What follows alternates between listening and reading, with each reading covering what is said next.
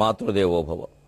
ఒకటి ఒక్కొక్కటి ఒక్కటని ఓపికగా 100 కోరికల్ ప్రకటన చేయు నన్నుగని బంగారు తోటలలోన మల్లియల్ వికసితమైన రీతి మురిపమ్ముగన వెడు తల్లి జగన్మాత.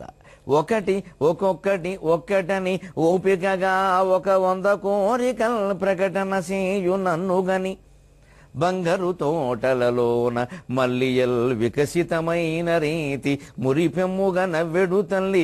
ఇంటిలో లుకలుకలట్టులున్నవి ఇంటిలో లుకలుకలట్టులున్నవి త్రిలోచని నన్నని లాభమున్నదే. ఏబిఎన్ ఆంధ్రజ్యోతి ప్రేక్షక మహాశయులందరికీ నవజీవన వేదం అనే కార్యక్రమంలో 886వ భాగానికి స్వాగతం పలుకుతున్నాం. ఇతర దేశాల నుంచి, చిన్న చిన్న దేశాల నుంచి మనం నేర్చుకోవలసిన విశేషాలు తెలుసుకుంటున్నాం సముద్రం ద్వారా. నా ప్రవాహమాపెన నెదర్లాండ్ ప్రజ అడ్డుకట్టవేయు హరులవోలే నీటిన ఆపి భూమి నిర్మించుకొన్నారు, నీటిన ఆపి నేల నిర్మించుకొన్నారు. డచ్చి పట్టుదలను మెచ్చవలది.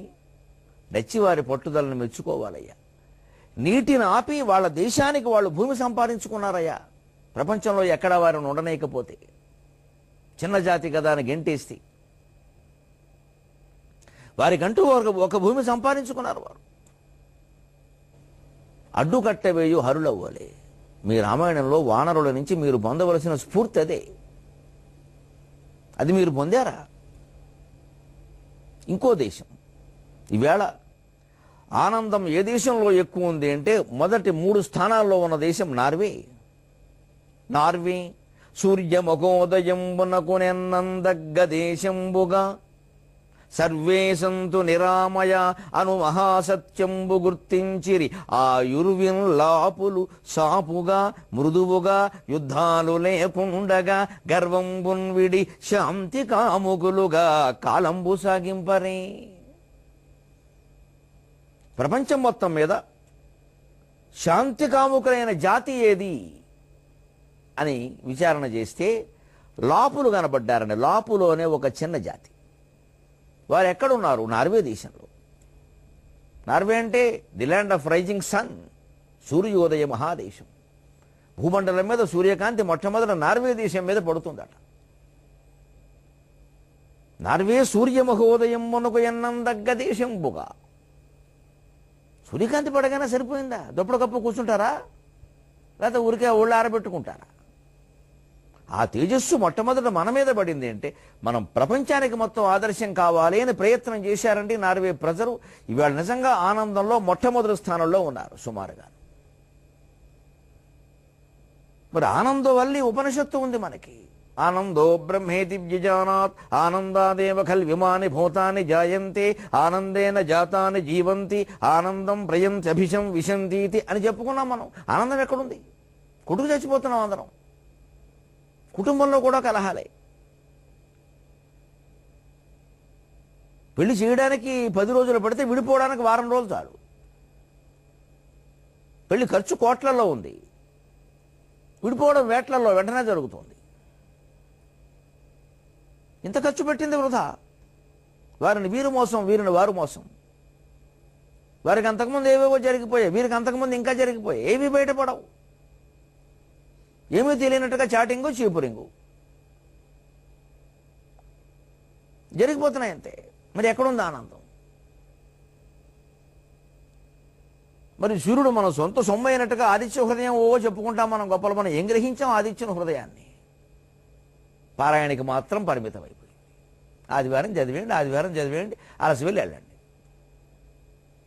ఏం గ్రహించాం దాని నుంచి? సూర్యకాంతిని కాపాడుకున్నావా? సూర్యకాంతిలో కాలుష్యం లేకుండా చూసామా? సూర్యుని పూజిస్తాం మనం, సూర్యుని వినియోగించుకుంటున్నారు వాళ్ళు.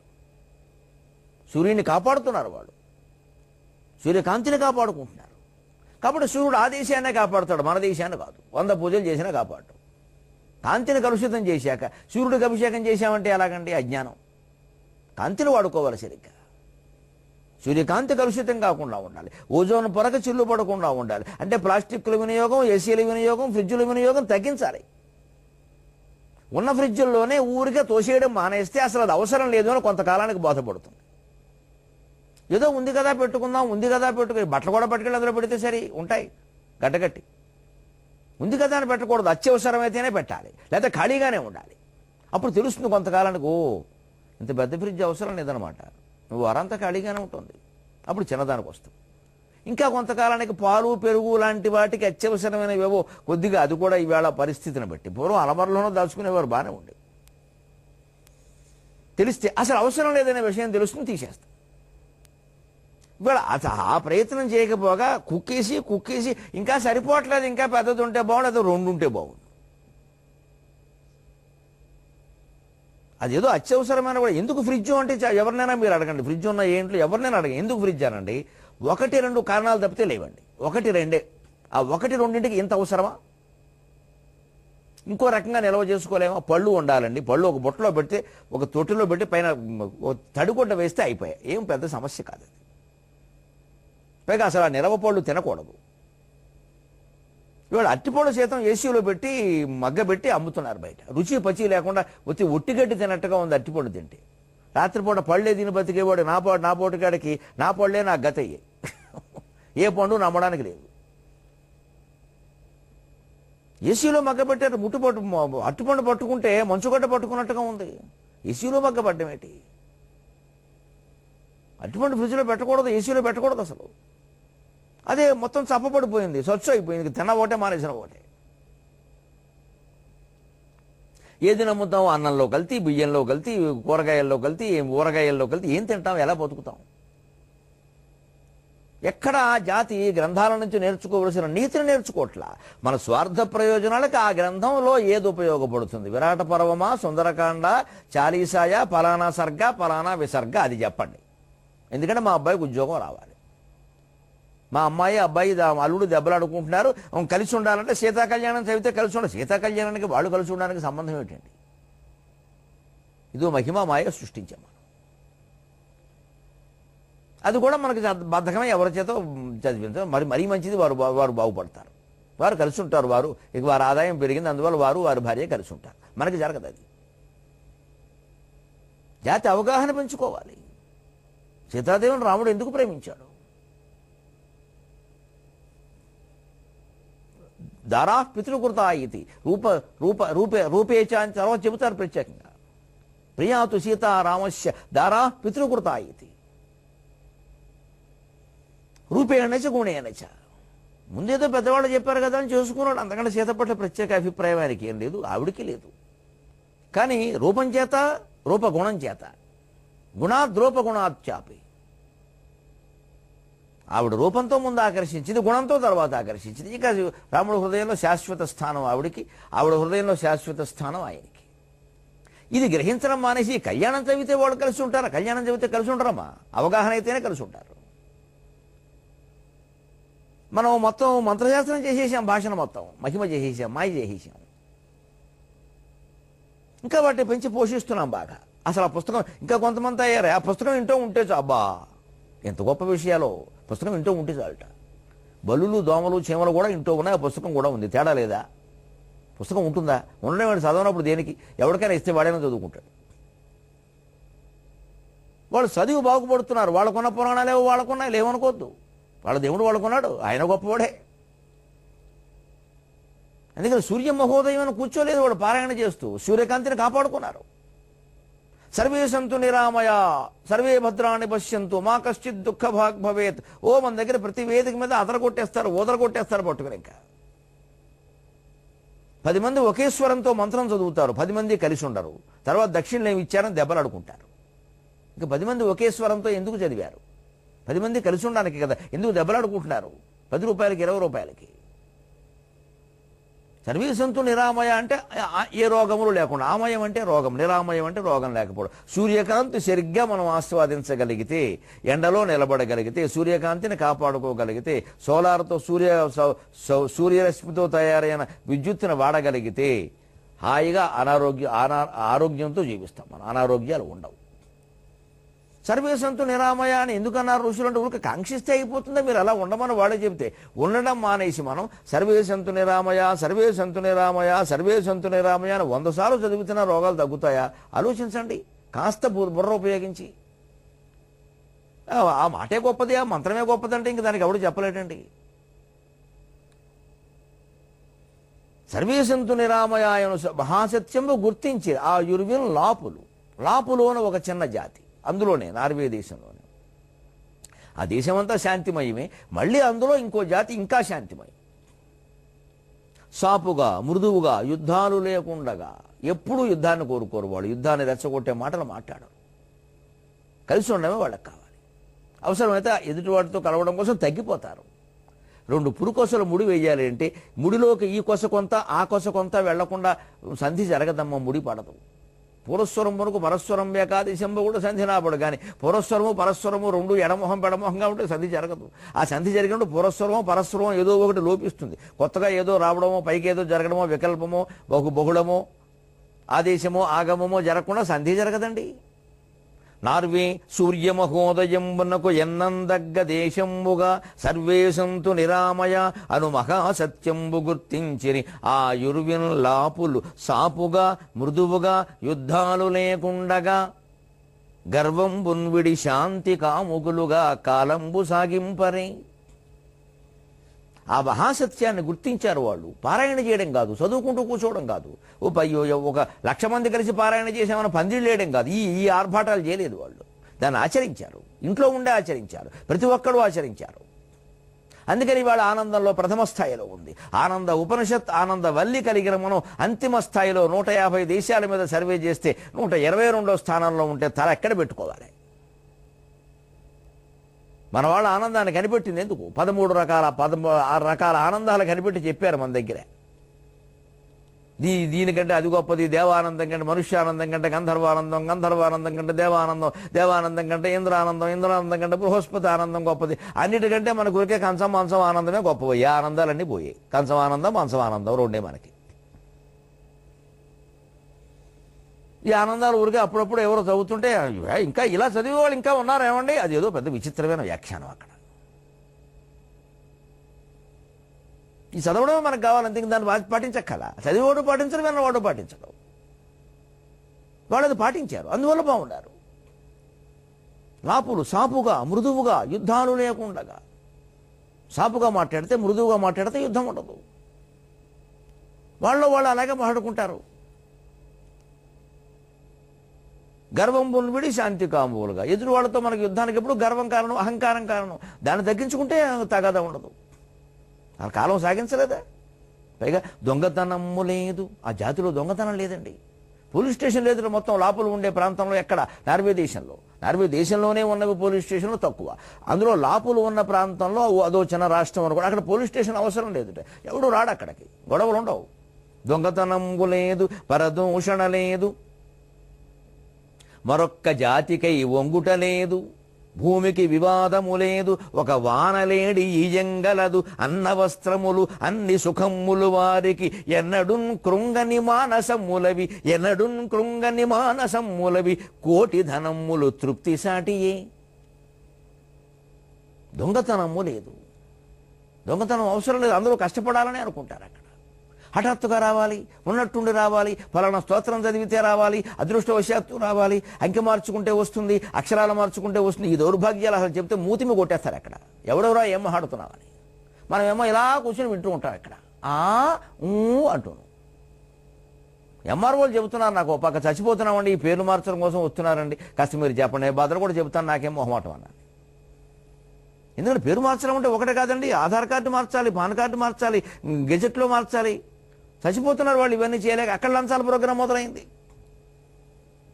ఇప్పుడు భవిష్యత్తు ఏం మారుతుందో, పేరు మారుకుంటే పేరు మారిస్తే జీవితం మారడం ఏంటండి? ఇంత మూర్ఖత్వం ఇంకెక్కడైనా ఉందా?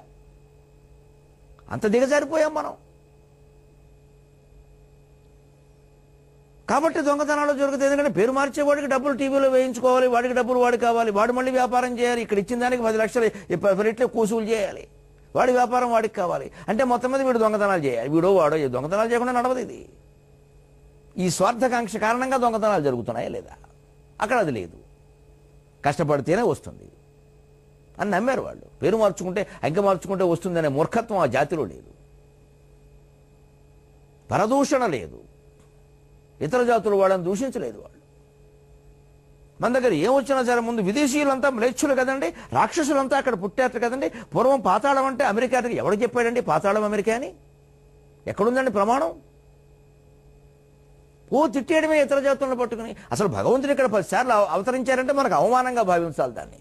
పాపం పండిన చోట, అధర్మం పెరిగిన చోట, అక్రమం పెరిగిన చోట నేను అవతరిస్తాను అంటే 10 సార్లు అవతరించాల్సిన అవసరం భగవంతుడికి కలిగించిన జాతి. మనం గర్వపడదామా, సిగ్గుపడదామా? అక్కడెక్కడ అవతరించలేదంటే అవి చాలా మంచి జాతులై ఉంటాయి, దండం పెట్టుకుందాం వాళ్ళకి. ఏమి గర్వాలు అవసరం లేదండి. అవతరిస్తే ఏమిటి గొప్ప? అవతరించవద్దని కోరుకో బాబు, నువ్వు అవతరించొద్దయా, మేమే చూసుకుంటాం. ఆత్మవిశ్వాసం లేని జాతి కాబట్టి భగవంతుడు అవతరించాల్సి వచ్చింది. అదంత గొప్పగా చెప్పాల్సిన విషయం కాదు అది. ఆయన ఆడించోటు పాడించోటు మనకు కావాలి. ఆయన ఏం మాట్లాడాడో ఆ చెప్పింది చేసామో లేదో మనకు అక్కలా. అందుకని ఇతర జాతులను తిడతాం మనం. అదేంటి పాతాళాలు కదా, రాక్షసులు కదా. ఈ రాక్షసులంతా మనం పుట్టించుకున్న వాళ్ళే. మనలో ఉండే దుర్గుణాలనే రాక్షసులుగా చెప్పారు అక్కడ. ఆ దుర్గుణాలు పోగొట్టుకోమంటే వాళ్ళని రాక్షసులు చేశాం మనం. లెచ్చి జాతులు కదండి, వాళ్ళకేం తెలియదు కదా. ఈయన తెలిసి ఇక్కడ తండ్రి ఇచ్చిన ఆస్తి ఆరిపోయడం తెలిసింది, అరుగు మీద కూర్చొని ఉపన్యాసాలు ఇచ్చి రూపాయి సంపాదించింది లేదు. ఈ పరదోషణే మానుకోవాలి. మరొక్క జాతికి వంగుట లేదు. ఏ జాతికి వాళ్ళు దాస్యం చేయరా. మనం ఎన్నిసార్లు ఎంతమందికి చేసామో, వెళ్ళిపోయిన ఇంగ్లీషు వాడికి 100 ఏళ్లుగా ఎంత దాస్యం చేస్తున్నామో తెలుసు, సిగ్గు ఎగ్గు లేకుండా. వెళ్ళిపోయిన ఇంగ్లీషు భాష, వెళ్ళిపోయిన ఇంగ్లీష్ కంపెనీలు, వెళ్ళిపోయిన ఇంగ్లీష్ వాడు చెప్పిన విద్యలు, వెళ్ళిపోయిన వాడి మతాలు, అవే పట్టుకుని నడుస్తున్నాం మనం. మరి ఎవరు బానిసలు?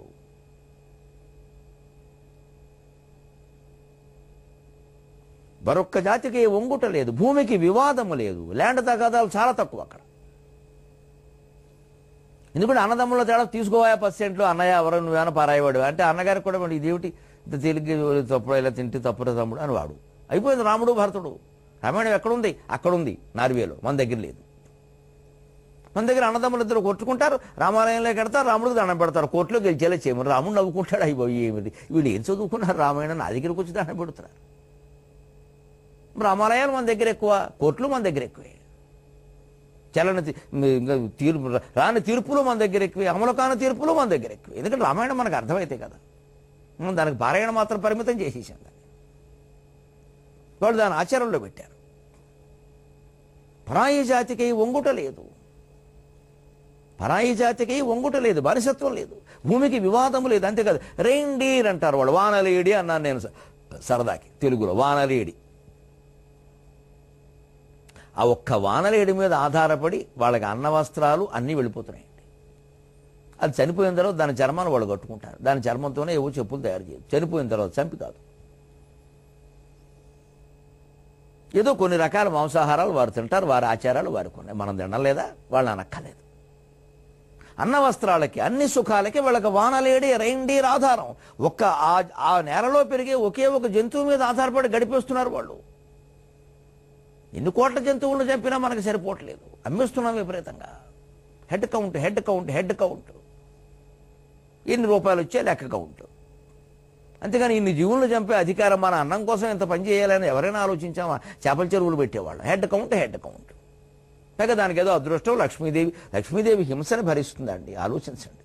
పాలసముద్రంలో పుట్టిన లక్ష్మీదేవి చేపల చెరువులు పెట్టిన వాడి ఇంట్లోకి వస్తుందా? ఆవిడకి ఏం పని? వీడి అజ్ఞానం, వీడి ప్రచారం ఇది. ఇక్కడ అబ్బాయి ఆదాయం ఎలా వస్తుంది అంతే. భూమి ఏమైపోయింది, దేశం ఏమైపోయింది, ఎవరికి అక్కర్లేదు ఆ విషయం. అసలు మనకు ఆదాయం ముఖ్యం, మనం బాగుండడం ముఖ్యం, దేశం అంతా పోయినా మంచిది. పైగా దీనికి వ్యాఖ్యానం మమ్మల్ని లక్ష్మీదేవి ఎందుకు వరిస్తుందండి?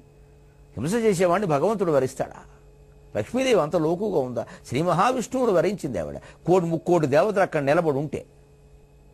దొంగతనము లేదు, పరదూషణ లేదు, పరాయి జాతికిన్ వంగుట లేదు, భూమికి వివాదము లేదు, ఒక వానలేడి ఈయంగలదు అన్ని వస్త్రములు ఒక వానలేడి ఈయంగలదు అన్న వస్త్రములు అన్ని సుఖమ్ములు వారికి, ఎన్నడున్ కృంగని మానసమ్ములవి కోటి ధనమ్ములు తృప్తి సాటియే.